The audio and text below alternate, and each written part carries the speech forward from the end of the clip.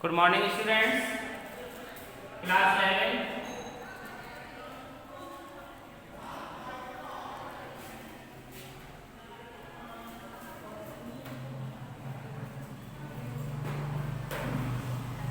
देखिए बच्चों, जैसा कि पिछली क्लास में आपको हम पढ़ा रहे थे जगत प्रोटिस्टा और वह पूरा कंप्लीट हो चुका था। आज हम आपको नया चैप्टर पढ़ाएंगे जो भी प्रोटिस्टा से संबंधित है, जिसका नाम है प्रोटोजोआ। प्रोटोजोआ जंतुसम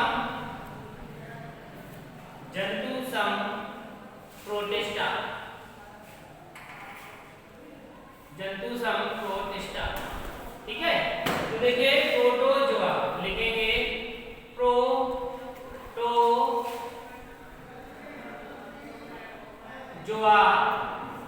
एनिमल लाइक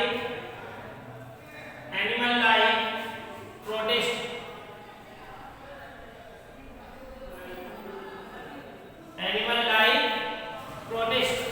तो देखिए चैप्टर जो आपका है जिसका नाम है प्रोटोजोआ जंतुसम प्रोटिस्टा। तो देखिए जंतुसम प्रोटिस्टा है क्या, यानी कि ऐसा प्रोटिस्टा जिसके अंतर्गत जंतु भी आते हैं। यानी कि प्रोटोजोआ वास्तव में क्या है, एक जगत है और एक प्रोटिस्टा का एक समूह है जिसमें एक कोशिकीय सुकेंद्रकीय जंतुओं का अध्ययन किया जाता है, जिसमें प्रकाश संश्लेषी या पादप संप्रोटिस्टा आते हैं, कवक संप्रोटिस्टा आते हैं, प्रोटोजोआ जंतुसम प्रोटिस्टा आते हैं। तो जो प्रोटोजोअंस सरलतम जंतु प्रथम जंतु हैं वे कैसे हैं, बहुकोशिकीय जंतुओं के समान लगभग हैं। तो जैसे हम कह सकते हैं कि प्रोटोजोआ का अध्ययन सर्वप्रथम एंटोनी वॉन लीeuwenhoek ने 1677 में किया था। गोल्डफिश ने 1817 में इस संघ को प्रोटोजोआ का नाम दिया तथा इनका अध्ययन प्रोटोजोआ विज्ञान कहलाने लगा। तो हेडिंग डाल लीजिए प्रोटोजोआ, डालेंगे हेडिंग प्रोटोजोआ।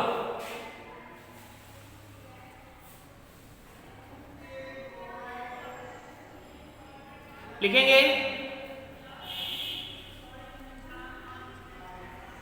प्रोटोजोआ प्रोटिस्टा का ही एक समूह है।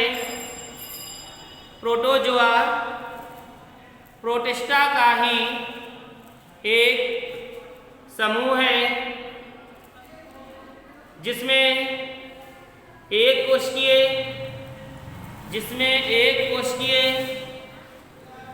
सुकेंद्रकीय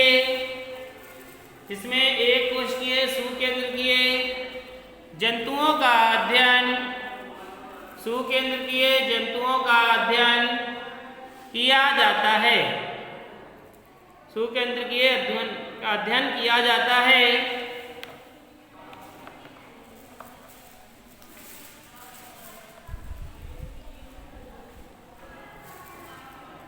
फिर लिखेंगे प्रोटोजोआ निम्न कोटि के प्रथम जंतु हैं। प्रोटोजोआ निम्न कोटि के प्रथम जंतु हैं जो बहुकोशिकीय जंतुओं के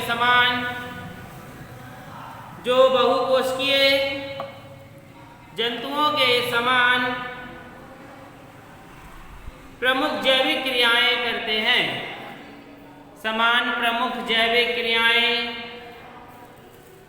हैं। इन्हें अकोशिकीय जंतु भी कहा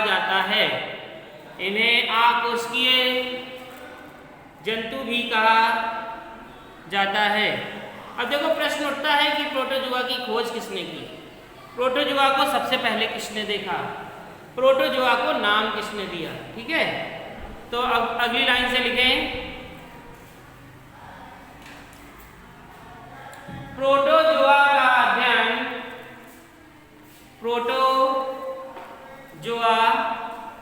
का अध्ययन सर्वप्रथम प्रोटोजोआ का अध्ययन सर्वप्रथम एंटोनी वॉन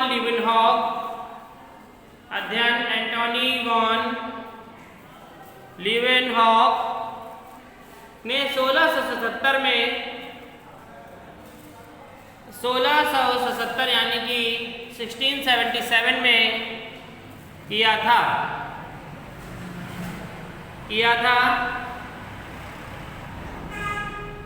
गोल्डफस्ट ने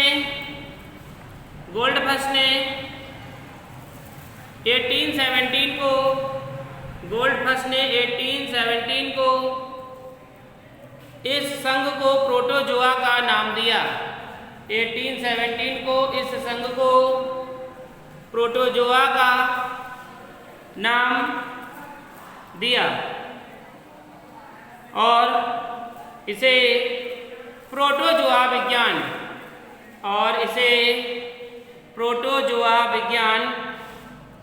यानी कि प्रोटोजूलॉजी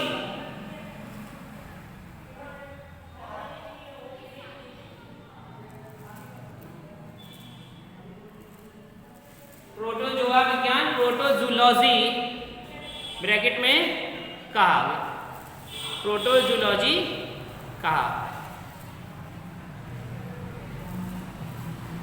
अब हेडिंग डालेंगे प्रमुख लक्षण। किसके लक्षण? प्रोटोजोआ। ठीक है, प्रमुख लक्षण।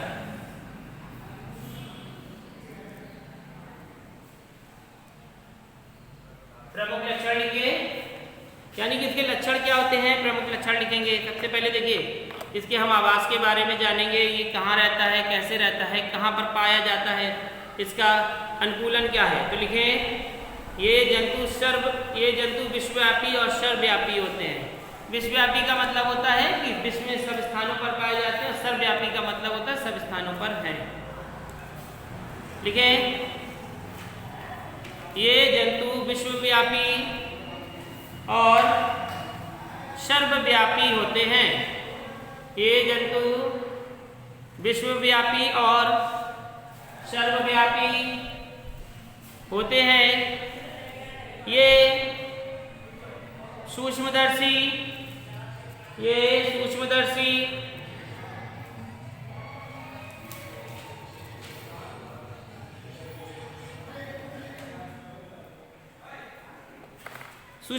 लिखें, सूक्ष्म, ये सूक्ष्म कौमा जलीय, ये सूक्ष्म कौमा जलीय कौमा स्थलीय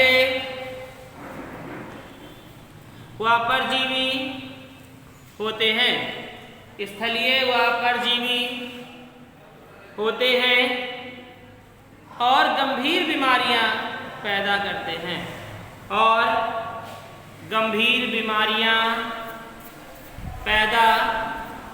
करते हैं। ठीक है, तो ये देखिए इसका था आवास। अब दूसरी हेडिंग डालेंगे, ये एक कोशिकीय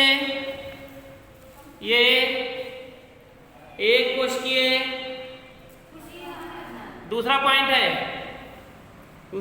ये एक कोशिकीय कौमा गोलाकार,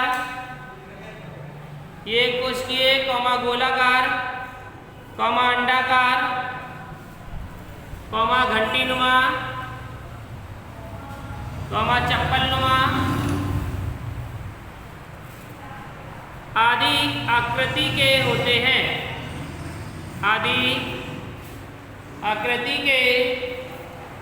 होते हैं। इनका शरीर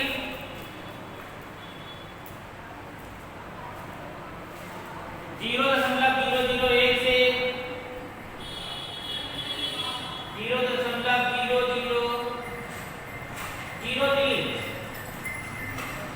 0.1 से 3 mm का होता है। फैन चला लो। का होता है। नंबर 3 लिखें, इसको बंद कर, इसको चला। नंबर 3 पॉइंट लिखेंगे। 3 नंबर, इनका शारीरिक संगठन, इनका शारीरिक संगठन जीवद्रव्यीय स्तर का होता है। इनका शारीरिक संगठन जीवद्रव्यीय संगठन का होता है। जीवद्रव्यीय स्तर का होता है, जीवद्रव्यीय स्तर का होता है।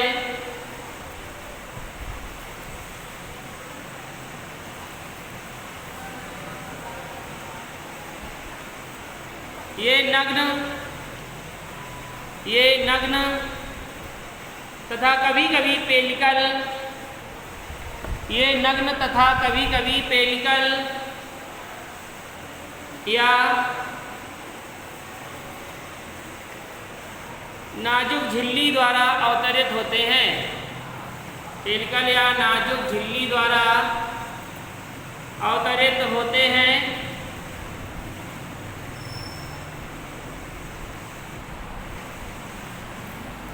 प्रोटोजोआ के कुछ समूहों में,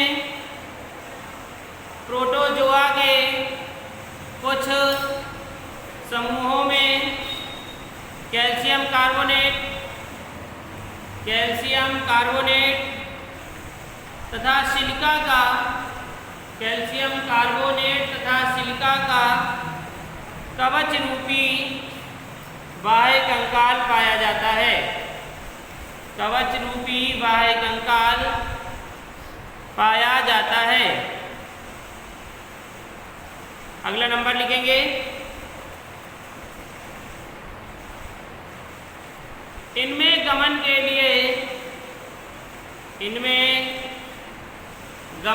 लिए पादाभ या कूटपाद, इनमें गमन के लिए पादाभ या कूटपाद, कशाभ या कशाभिका,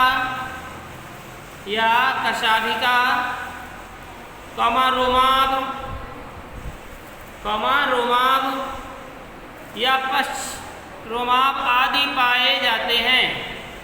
रोमाभ आदि पाए जाते हैं। अगला पॉइंट लिखेंगे, प्रोटोजोआ में पोषण विभिन्न प्रकार का होता है। प्रोटोजोआ में विभिन्न प्रकार का पोषण होता है। प्रोटोजोआ में विभिन्न प्रकार का पोषण होता है, जैसे जंतुसम,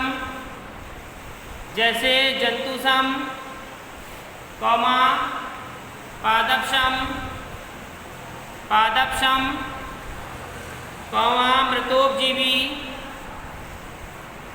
मृतोपजीवी या परजीवी आदि,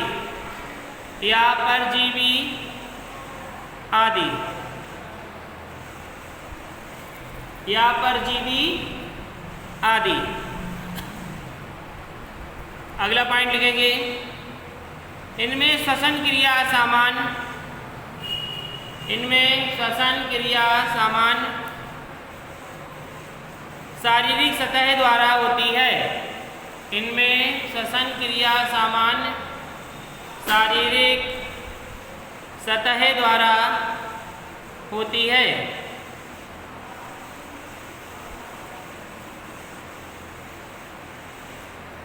अगला पॉइंट,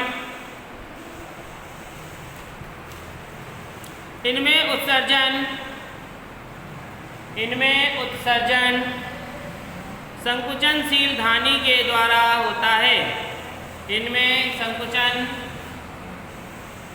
उत्सर्जन संकुचनशील धानी के द्वारा होता है।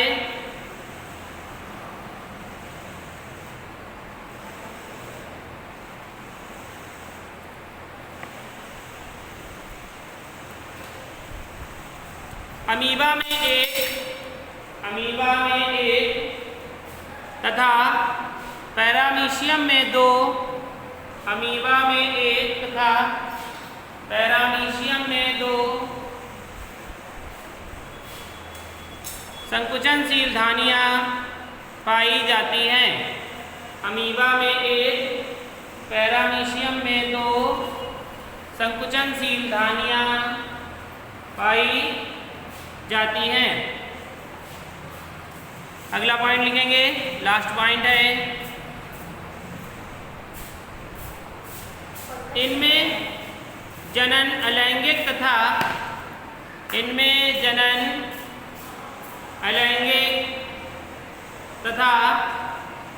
लैंगिक दोनों विधियों के द्वारा होता है। इनमें जनन अलैंगिक तथा लैंगिक दोनों विधियों के द्वारा होता है।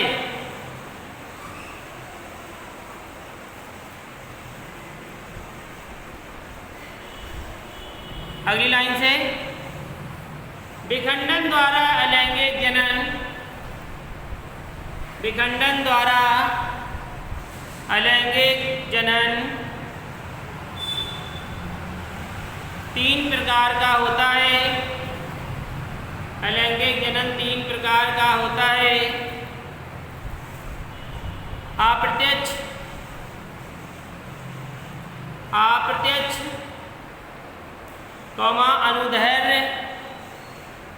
अनुदैर्ध्य और अनुप्रस्थ आदि।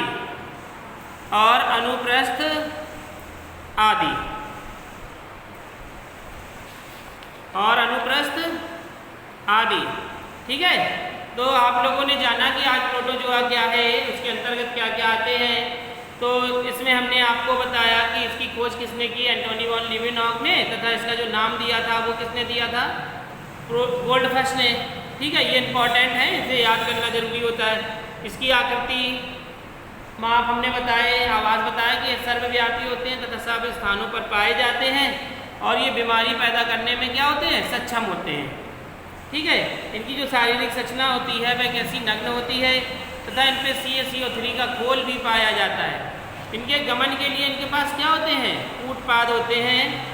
और तो जैसे इसमें अलैंगिक जनन और लैंगिक जनन 2 प्रकार से होता है। तो अलैंगिक जनन किसमें होता है, अमीबा में, पैरामीशियम में, यूग्लिना में, प्लाज्मोडियम में और एफिलोटा में।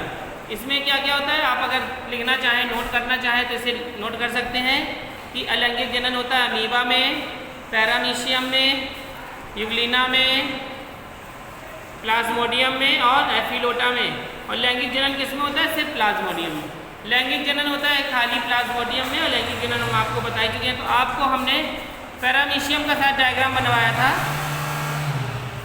पैरामीशियम का डायग्राम बनवाया है, पैरामीशियम का डायग्राम और अमीबा का डायग्राम, यूग्लिना का डायग्राम आपको सभी बना लेने हैं, अन्यथा ना बनाइए तो कल इसके बाद का पार्ट हम आपको पढ़ाएंगे। ठीक है, ये आप नोट कर लें।